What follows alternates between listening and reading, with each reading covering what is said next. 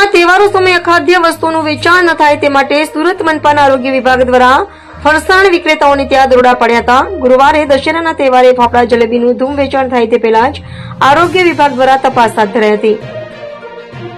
સુરતમાં તહેવારોને લઈ મહાનગરપાલિકાનો આરોગ્ય વિભાગ હરકતમાં આવ્યું છે અને ફરસાણ વિક્રેતાઓને ત્યાં દરોડા પડ્યા હતા।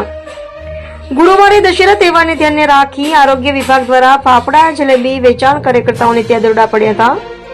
સુરતમાં દશેરા નિમિત્તે ફાફડા જલેબી મોટા પ્રમાણમાં લોકો આરબતા હોય છે। દશેરાએ લાખો ટન ફાફડા જલેબી આરોગાય છે।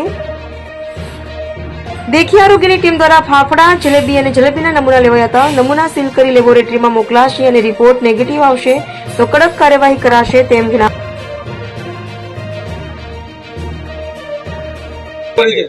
હું DD Thakor food safety officer Surat મહાનગરપાલિકા।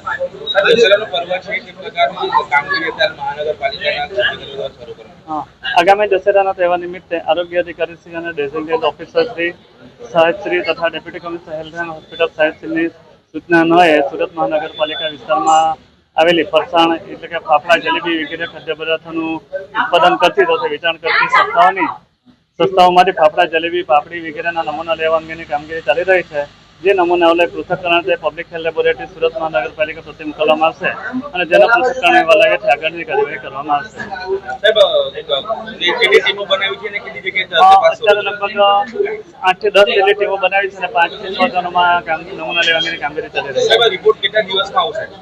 રિપોર્ટ જેમ બને તેમ જલ્દી મેળવવા માટે પ્રાયોરિટી આપવામાં આવશે અને